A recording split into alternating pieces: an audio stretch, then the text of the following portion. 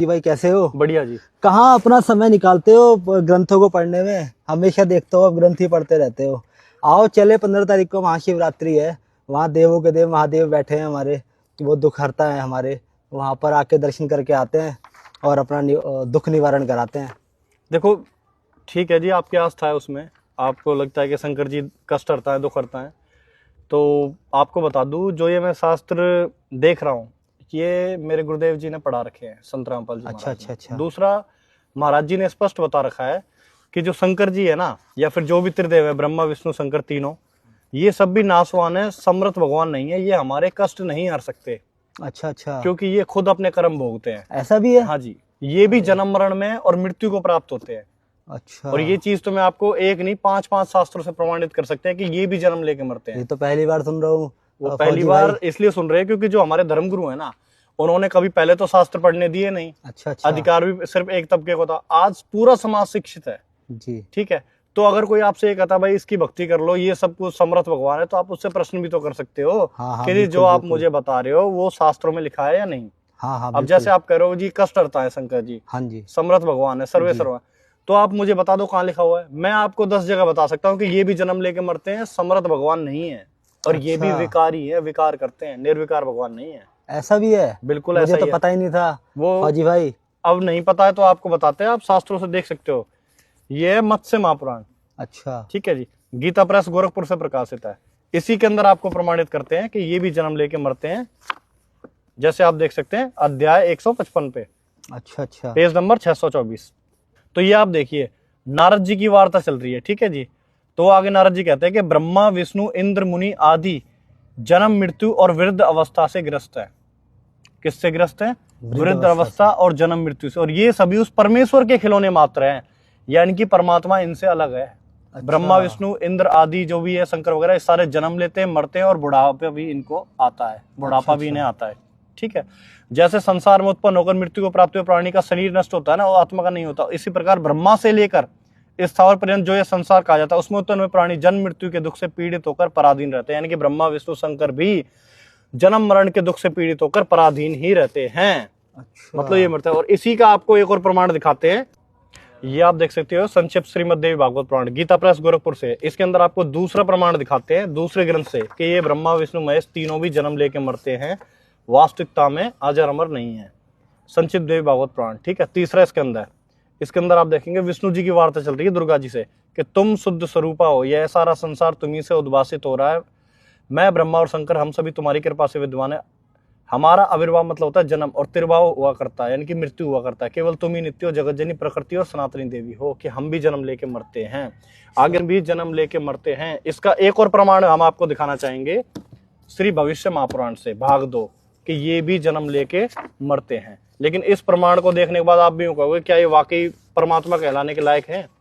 आप कहोगे बिल्कुल भी नहीं। ये है प्रतिसर्ग पर्व, सप्तदशो अध्याय। ठीक है जी, इसके अंदर क्या होता है कि एक समय पर तीनों देवियों के पास नारद जी जाते हैं, और तीनों देवियां पूछती है जी यहाँ इस पूरे 3 लोक में सती कौन है? तो नारद जी बताते हैं सती अनसुईया है, आप भी सती नहीं हो। तो उन तीनों के मन में ईर्षा आ जाती है। वो अपने पतियों से कहती है ब्रह्मा विष्णु शंकर जी से, जाओ इसका सत भंग करो। अच्छा। तब वो तीनों जाते हैं सती अनसुईया के पास। ये आप देख सकते हैं यहाँ पर सप्तदशो अध्याय प्रतिसर्ग पर्व में। आप स्पष्ट रूप से पढ़ सकते हैं, बृहस्पति जी बता रहे हैं कि किसी समय भगवान ऋषिवर अत्रि ने पत्नी अनसुईया के साथ गंगा तट पर ब्रह्म ध्यान रहकर महान तप प्रारंभ किया था। तब वहां ब्रह्मा विष्णु शिव अपने वाहन पर आए। वे तीनों देवता अनसुईया के पास आए। रुद्र ने अपने हाथों में लिंग पकड़ा हुआ था, विष्णु उसमें रसवर्धन कर रहे थे। ब्रह्मा काम के कारण अनसुईया के वश में प्रतीत हो रहे थे। तब ये देवता अनसुईया से बारंबार कह रहे थे, हे मधुनिते, हमें रति प्रदान करें, यानी कि हमारे साथ संबंध बनाएं, अन्यथा हमारे प्राण निकल जाएंगे। पतिव्रता अनसुईया ने उनका अशुभ वचन सुनकर भी उन देवगण के कोप से भयभीत होकर कुछ नहीं करा, यानी कि वो डर के मारे उसने कुछ नहीं कहा। तब उन माया मुक्त देवताओं ने क्या करा? ब्रह्मा विष्णु शंकर ने जबरदस्ती उसका बलात्कार करने का प्रयास करा। इससे क्रोपित होकर, यानी कि दुखी होकर, उन्होंने उसको श्राप दे दिया तीनों को कि तुम आगे भविष्य में मेरे पुत्र होगे। और तभी उन तीनों का शरीर छूट जाता है। तब लोकों में इन त्रिदेव के ना रहने के कारण देवी दुर्गा यानी कि प्रकृति ने अन्य ब्रह्मा विष्णु रुद्र का निर्माण करके जगत का कार्य चलाना प्रारंभ करा। अब मुझे आप एक बात बताओ, एक तो कोई अपने भगत की इज्जत बचाने जाता है, ये सही बात भगत है। की इज्जत लूटने जा रहे हैं शंकर जी। अपने लिंग पकड़ा हुआ हाथ में, बताओ। अनसुईया से कह रहे जबरदस्ती हमें रति प्रदान करो, क्या ये भगवान के लक्षण है? नहीं नहीं, बिल्कुल नहीं है। नहीं है ना। नहीं। तो उसी प्रकार आज हमारा आदेश ज्यादा जगत शिवलिंग की पूजा करता है, जो कि इन्हीं के गुप्तांग और उसका हिस्सा है, हाँ जी। योनि का। ठीक है जी। लेकिन क्या है कि ये सारी गलतियां हमारे नकली धर्मगुरुओं की, जिन्होंने कभी हमें शास्त्र पढ़ाया नहीं, वास्तविकता से अवगत कराया नहीं कि असलियत में परमात्मा कौन है, उसके गुण क्या हैं।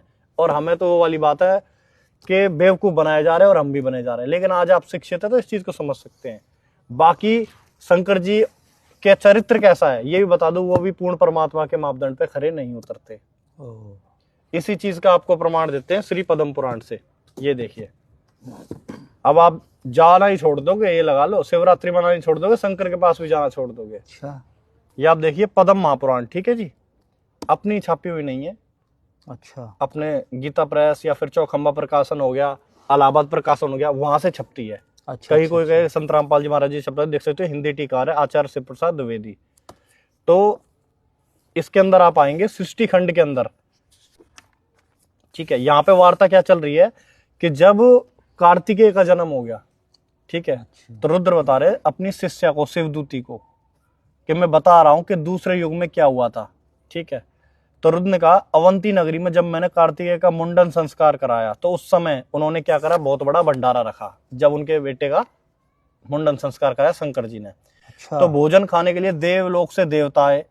अधिक क्या कहना है, ब्रह्मा जी की सृष्टि में जितने जीव है उन सबको वहां भोजन कराया गया। तो शिवदूती ने कहा इन सबको आप ऐसा भोजन दीजिए जो त्रिलोक में दुर्लभ हो।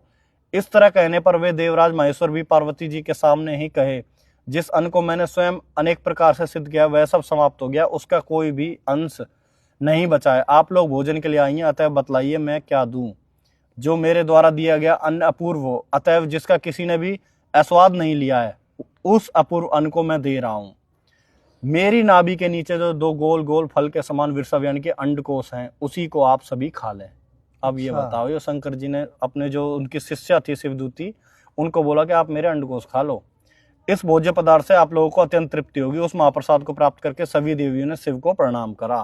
और आगे क्या कह रहे हैं कि उस समय फिर शिव ने कहा कि भाई जो मैंने अंडकोश खिला दिया है तो भाई कोई इसकी निंदा करेगा।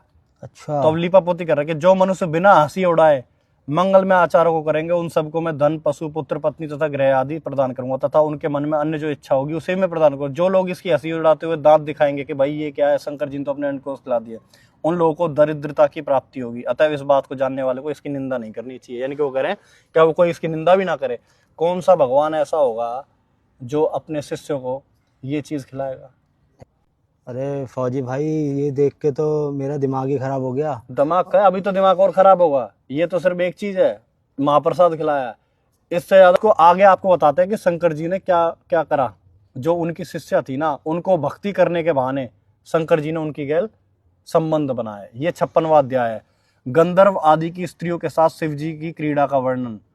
तो भगवान बता रहे कि पहले भगवान शिव गंधर्वों, किन्नरों यानी कि हिजड़ों को भी नहीं छेड़ा, तथा मनुष्य की सुंदर तथा युवती स्त्रियों को मंत्र के द्वारा बहुत दूर आकाश में खींचकर तपस्या के बहाने उन सबों के साथ रमण करते थे। वहां पर अत्यंत मनोहर कुटी बनाकर उन सबों के साथ मनोहर कामार्थ होकर क्रीड़ा करते थे, यानी कि उन सबके साथ संबंध बनाते। किसके साथ? गढ़ गंधर्व की पुत्रियां, किन्नरों को भी नहीं छोड़ा और मनुष्यों की सुंदर युवतियों को भी नहीं छोड़ा। उसी समय गौरी, उन्होंने देखा गौरी ने कि वहां भाई महेश्वर यानी कि वो शंकर जी अंदर गए, तो उनको स्त्री के साथ भीतर गए हुए जानकर गौरी गुस्से में आ गई। उनके बाद उन्होंने क्षेमक्री का रूप धारण करके उन्हें भीतर प्रवेश किया। आकाश में अत्यंत दूर एकांत में कामदेव के समान कांति वाले सुंदरी स्त्रियों के मध्य में विद्वान शुभ पुरुष पुरुषोत्तम यानी कि शंकर जी बैठे हुए थे। कोई स्त्रियों के साथ आलिंगन करके बार बार कीड़ता हुए और आश्वत होकर खूब चुम्बन करते हुए काम पर्वत शिव जी को देखकर पार्वती जी उनके सामने खड़ी होकर उन सबों के केस को पकड़कर उन्हें खींचकर चरणों से मारा। कि जो अन्य स्त्रियां थी, किन्नर थी, उनको पार्वती जी ने पीटा कि मेरे पति के साथ क्यों, जबकि गलती किसकी थी? शंकर जी। क्या करे? तपस्या के बहाने शंकर जी उनको ऊपर ले जाते थे, मंत्र के द्वारा मोहित करके, और सबके साथ संबंध बनाते थे। लज्जित होकर शिव जी तो पीछे मुख करके खड़े थे। पार्वती ने उन सब के केस को पकड़कर खींचकर खुद को पृथ्वी पर पटक दिया। ने मेरी आंखें खोल दी। मैंने इससे पहले कभी ये ज्ञान पढ़ा ही नहीं, हमें किसी ने पढ़ाया ही नहीं इसके बारे में। ये तो इनका चरित्र है, और दिखाने का भी इतना उद्देश्य है कि आप इनकी स्थिति समझो। जो धर्मगुरु ने हमें बेवकूफ बनाया ना कि ये समर्थ भगवान है, सब कुछ है, ऐसा कुछ नहीं है। इनके अंदर विकार है। समर्थ ये जिसका नाम है कबीर देव, अब आप कहोगे कबीर देव कौन है? कबीरदास जी का नाम सुना है, जो 600 वर्ष पहले आए थे? हाँ, कबीरदास जी का नाम सुना है, उनके हाँ। दोहे हाँ। दोहे तो सुने हैं। इन नकली धर्मगुरुओं ने क्या करा, कबीर साहब जी को पूर्ण परमात्मा ना कह के समाज में खाली एक संत महात्मा और एक कवि की उपाधि देके सीमित कर दिया, ताकि ये समाज इनके पाखंड से, चंगुल से बच ना जाए, इनका धंधा ना बंद हो जाए। अच्छा और अभी तो और देखिए, एक और दिखाते हैं चरित्र के प्रमाण, वो आपको दिखाएंगे स्कंद पुराण से। अच्छा, मैंने तो कभी इतना पढ़ा भी नहीं, ना हमें पढ़ाया ठीक है। गया। आइए आपको दिखाते हैं स्कंद पुराण। ये आप देख सकते हैं, ये है स्कंद पुराणम। ठीक है, इसके अंदर आप आएंगे, ये रहा देख सकते हैं नमोध्याय स्कंद पुराण के अंदर। ठीक है, ये तब की बात है जब कार्तिकेय का जन्म होना था। अच्छा। अग्निदेव को इंद्र भेजता है, जाके शंकर जी से सत्संग सुन लेना और पता कर लेना कि भाई क्या स्थिति है, कब पैदा होगा कार्तिकेय, क्योंकि उसने सभी देवताओं को पीट रखा था असुर ने। तो देवता कहते हैं, हे अग्नि, जहाँ भगवान हरगौरी के साथ कामक्रीड़ामृत है वहां पर जाइए। ठीक है, आप वहां जाकर भगवान की सुरत कीड़ा जब कुछ रुक जाए तब उनके साथ समक्ष प्रकट हुए। ऐसे किए जाने पर शिवय में पुनः रति भावोदय नहीं होगा। देवी भी आपको देकर लज्जा कारण वहां से अनंत जाएंगी। केवल यही नहीं, रति का अवसान होने पर आप शिव से उनके शिष्य रूप में उन कामक्त भगवान से तत्व जिज्ञासा करिएगा। ठीक है, यानी कि सत्संग वगैरह भी सुन लेना। अग्निदेव शिव की रति क्रीड़ा का अवसान होते ही उनके वीरपात के पहले ही वहां पहुंच गए। अग्नि को देखते ही विस्ता देवी विमना होकर वहां से चली गई, शर्मा कर चली गई। तो रति भंग हो जाने के कारण रुद्रदेव ने क्रोधित होकर अग्नि से कहा, हे दुर्मति मूर्ख, मैं जो है वीरपात कर रहा हूँ, इसे तुम दान करो। हे पापी, तुमने मेरे सुरतकार में विघ्न उत्पादित किया है। हे हविवान, मैं यह दूसरे वीर तुम्हारे मुख में छोड़ता हूँ। तदंतर शंकर ने यह कहकर अग्निदेव के मुख में वीर त्याग कर दिया। अग्नि इस तेजो में शिववीर को उदर में धारण करने के कारण जलने का अनुभव करने लगे। तो अब मुझे एक बात बताओ, कौन से परमात्मा गुण है? परमात्मा में कोई विकार नहीं है, क्रोध नहीं है, काम वासना नहीं है। ये तो मैंने कभी पढ़ा ही नहीं, ये तो आप मुझे पढ़ा रहे हो, और मुझे तो बड़ा अटपटा सा लग रहा है ये सब कुछ सुनकर। अटपटा सा इसलिए लग रहा है क्योंकि आपने पहले कभी शास्त्र पढ़े नहीं ना, आपने कभी ये जाना होगा कि भाई जो चीज धर्मगुरु ने बता दी आपने फाइनल मान ली। हाँ, ऐसा ही होता है। ऐसे ही होता है ना। इसी वजह से आज हमारा भगत समाज अंधकार में है। अब वो वाली स्थिति हुई पड़ी है कि कोई सरपंच है ना, तो ये जो मूर्ख आदमी है उसी को राष्ट्रपति मानने पे वो कर दिया कि भाई वो सरपंच ही राष्ट्रपति है। लेकिन ऐसा नहीं है। जो ये स्थिति है इन देवी देवताओं की, वो ये स्थिति है कि ये समर्थ भगवान नहीं है, पूर्ण परमात्मा नहीं है, इनके अंदर भी विकार है। ऐसे ऐसे इन्होंने कांड कर रखे हैं। तो ये वास्तविकता में जो निर्विकार भगवान है वो परमात्मा कबीर देव है। इसके बारे में भी आप कहोगे, आप पहली बार सुन रहे हो। हाँ, पहली बार ही सुन रहा हूँ। परमात्मा कबीर क्यों है? हम तो इतने सालों से इन्हीं को मानते हैं, क्योंकि हमारे पाखंडी धर्मगुरुओं ने हमारी बुद्धि का स्तर इतना गिरा दिया, हम कभी अपने शास्त्र पढ़ नहीं पाए। लेकिन उस वेदों में उस परमात्मा की महिमा है कि वो परमात्मा तो कभी स्त्री धारण ही नहीं करता। उस परमात्मा की कोई पत्नी नहीं है। अगर वो आता है, युवा की लीला भी करता है, शरीर धारण करके सहशरीर आता है, यानी कि शिशु रूप में प्रकट होता है, सहशरीर आता है, सहशरीर जाता है, इसका प्रमाण है। वो कबीर साहब 600 वर्ष पहले कमल के फूल पर लहरताला तालाब में प्रकट हुए थे, फिर मगर से सहशरीर सतलोक गए। वो परमात्मा सबका जनक होते हुए, सबका पति होते हुए भी स्त्री भोग नहीं करता। ये तो मैं पहली बार सुन रहा हूँ। वो इसलिए ना, हमारे को तो कभी इसके बारे में ज्ञान था ही नहीं, आपके पास आया तो आज पता लगा कि अब ऐसा भी अब है। जाओगे नीलकंठ? नहीं, मैं तो नहीं जाऊंगा, मैं तो जाना भी मत। क्यों? क्योंकि ये जो धर्मगुरुओं ने गलत साधना बताई है, अगर आपको वास्तविक इनकी साधना भी करनी है तो वो भी सिर्फ संत रामपाल जी महाराज जी से नाम लेके हो सकती है। उसके अलावा किसी को इनकी सही साधना भी नहीं पता, जितने भी धर्मगुरु बैठे हैं नकली। अब आपको बताते हैं वास्तविक परमात्मा क्या है, उसके गुण क्या हैं और उस पर कौन खरा उतरता है।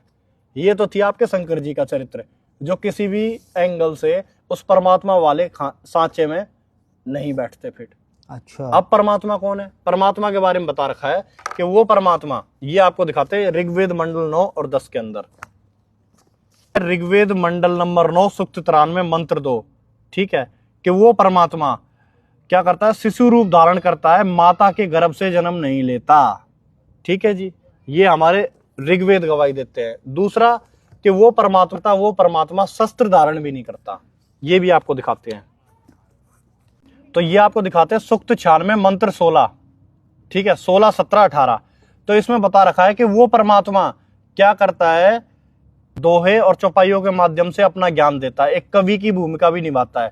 दूसरा, वो परमात्मा शिशु रूप धारण करके वाणियों के माध्यम से अपना ज्ञान देता है, जैसा शास्त्रों में हमारे ऋग्वेद में इस चीज का बता रखा है। तो उसी प्रकार आते हैं पुराणों से भी कि ब्रह्मा विष्णु महेश ये भी जन्म लेके मरते हैं, लेकिन वास्तविकता में जो परमात्मा है जिसको वेदों में कबीर देव कहा गया है, ये कुरम पुराण से प्रमाण है, वो भी आपको दिखाते हैं। ये कुरम पुराण आप देख सकते हैं, 5वां अध्याय कुरम पुराण के अंदर। ठीक है जी, एको ही भगवानी से काल है कबीर इति श्रुति के, एक ही भगवान है जो काल का भी पिता है, जिसका नाम कबीर देव है, कबीर इति श्रुति। और कबीर परमात्मा ने बता रखा है काल को भी उन्होंने रचा था, उन्होंने पैदा करा है, वो काल के भी पिता है, कबीर साहब ने स्पष्ट बता रखी है। इस प्रकार यहाँ पे लिखा है कि ब्रह्मा विष्णु एवं महेश तीनों का प्रकृति में लय हो जाता है, पुनः काल युग से उनका आविर्भाव होना कहा जाता है, यानी कि तीनों काल उनको पैदा करता है। ब्रह्मा जी वासुदेव शंकर की काल के द्वारा ही सर्जना होती है, पुनः काल ही इनका संहार भी करता है, यानी कि ये तीनों काल से पैदा होते हैं, दुर्गा और काल के संयोग से, और फिर वापस मर जाते हैं, फिर पैदा होते हैं। ठीक है, आगे लिखा है ब्रह्मा रुद्र नारायण आदि बहुत होते हैं, किंतु भगवान एक ही है जो ईश और काल का भी है, काल का भी पिता है, जो कवि कहलाता है, ऐसा वेद का भी मत है। यानी कि वेदों में जिसको कवि कहा गया है, जो कवि की भी भूमिका निभाता है, उसका नाम क्या है? कबीर देव है। कबीर इति श्रुति के वेदों में भी उसको कबीर देव कहा गया। अब आपको दिखाते हैं, ये है ऋग्वेद मंडल 7 और 8। ठीक है, इसके अंदर आप देखेंगे, इसके ऋग्वेद मंडल नंबर 8 सूक्त 17 मंत्र 10 में, कि जैसे शंकर जी त्रिशूल लिए घूम रहे हैं, विष्णु जी वो ले रहे हैं, तो ये परमात्मा के गुण नहीं है। यद्यपि भगवान कोई अस्त्र शस्त्र नहीं रखता है, कि वो परमात्मा कोई अस्त्र शस्त्र नहीं रखता, क्योंकि सब उसकी संतान है, वो किसे मारेगा? सब बच्चे उसके, तो वो तो ज्ञान के माध्यम से अपना बनाता है, तत्व ज्ञान देता है, तब वो आते हैं। बोलना तो भाई जी भाई, मेरे को तो बेचैनी सी हो गई ये सब सुनकर, मैंने कभी इससे पहले ये ज्ञान सुना ही नहीं है। अगर आपको वास्तविकता में जानना है परमात्मा कौन है, उसकी भक्ति विधि क्या है, तो आप संत रामपाल जी महाराज द्वारा लिखित पुस्तक ज्ञान गंगा या जीने की राह पढ़ें, और उसके बाद अपना कल्याण करा भाई। ये बार नीलकंठ जाने से या शिवरात्रि पे जल चढ़ाने से, शिवरात्रि पे व्रत करने से कोई लाभ नहीं होगा। ना ही शंकर जी पूर्ण परमात्मा है, इनका चरित्र भी उस पर खरा नहीं उतरता, ना उनके गुण खरे उतरते। वास्तविकता में जो परमात्मा चरित्रवान है, वास्तविकता में जो परमात्मा निर्विकार है, वो सिर्फ कबीर भगवान है। कहाँ से मिलेगी ये ज्ञान गंगा पुस्तक फौजी भाई मेरे को? ये आप ज्ञान गंगा पुस्तक निःशुल्क भी मंगा सकते हो, 8193819381 ज्ञान गंगा या जीने की राह। हम दर्शकों के लिए नीचे नंबर भी दे देंगे, मिस कॉल नंबर भी, आप मिस कॉल करके भी इस पुस्तक को मंगा सकते हो, और आप चाहें तो ये पुस्तक अभी भी हमसे ले सकते हैं। जैसे कि आप ये पुस्तक ज्ञान गंगा, इसको आप ले सकते हैं, इसको पढ़ें और अपना जीवन सुधारें।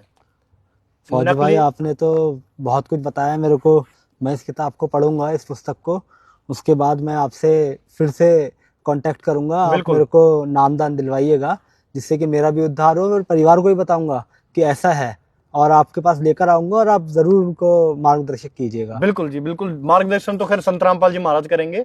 हमारे गुरुजी ने जो हमें बता रखा है, जो ज्ञान दे रखा है, उसके अनुसार हम आपको बता सकते हैं कि शास्त्रों में ये लिखा हुआ है, वास्तविकता में निर्विकार परमात्मा ये है। अन्य इन देवी देवताओं के चक्करों में अगर आप सोचोगे मैं इस रूप में इनको मानूंगा, भक्ति करूंगा, लाभ हो जाएगा, तो नहीं होगा। आपके ना तो जन्म मरण का रोग कटना, ना आपके पाप कटने, आपका जो प्रारब्ध है वही मिलेगा, उससे फालतू कुछ नहीं। अगर एक्स्ट्रा चाहिए तो आपको संत रामपाल जी महाराज जी की शरण लेके उस कबीर परमात्मा की भक्ति करनी पड़ेगी इस रूप में, जिससे आपको सर्व सुख मिलेंगे। ठीक है जी, बाकी आप समय देके पुस्तक पढ़िएगा। और रही बात शिवरात्रि वगैरह की, तो उसको छोड़ो, संत रामपाल जी महाराज जी से नाम लेके वास्तविक जो इनके मूल मंत्र है उनका जाप करो, साधना करो। बहुत बहुत धन्यवाद फौजी भाई आपका, आपने मेरी आंखें खोल दी, और मैं आपके पास फिर पुनः आऊंगा अपने परिवार के साथ। बिल्कुल, और आप उनको ये सारा ज्ञान बताइएगा, जिससे कि उनको भी एक अच्छा रास्ता मिल जाए, और मोक्ष प्राप्ति बोलने वाला था, मोक्ष कोई बात नहीं, ताकि उनका भी कल्याण हो जाए। ठीक है जी, सत्संग।